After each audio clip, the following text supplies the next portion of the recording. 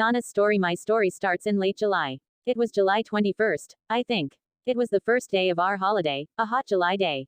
I stood in the sun and looked at the sea. It was 11 o'clock in the morning. I was on the boat at Portsmouth with my mother and father and my sister, Louise. Seabirds played near our big boat and the small boats near us on the sea. I started to look at the people with us on our boat. They all watched the seabirds and talked and laughed. They were all happy on the first day of their holiday too.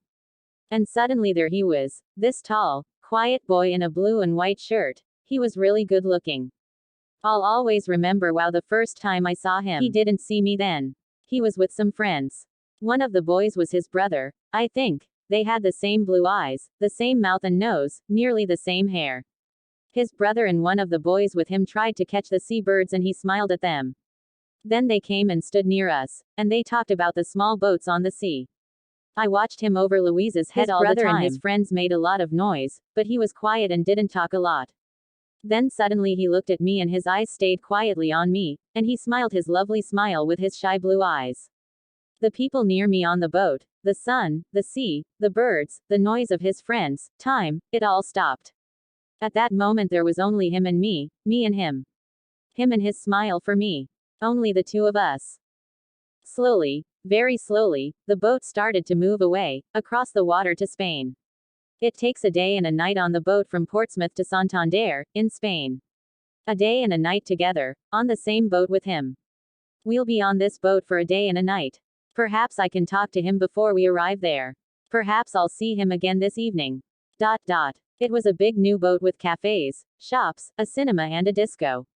In the evening Louise and one went to the disco together. We had a Coke and listened to the music and watched the dancers.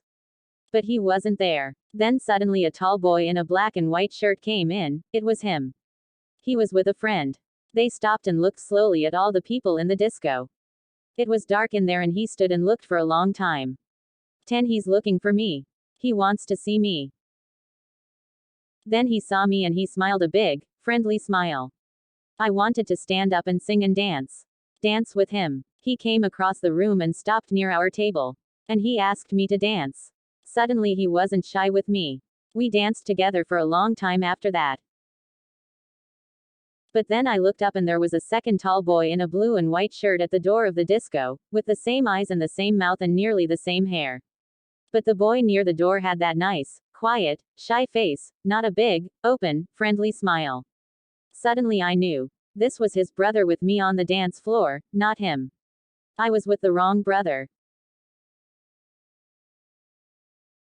He stood for a moment near the door and watched me and his brother on the dance floor with sad eyes.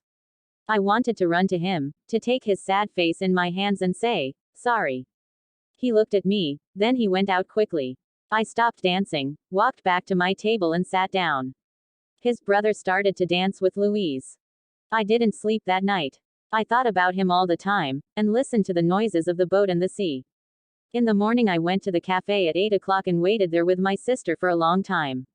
I wanted to say, sorry, to him. I had 4 cups of coffee, and I don't really like coffee. But he didn't come. Where was he? Where was he? At 11 o'clock we arrived in Santander. I wanted to stop the boat. I wanted to stop the holiday. I wanted to go back to England. I only wanted to see him again, to talk to him, to ask his name. But he wasn't there. 15 Where are you? I want to see you again.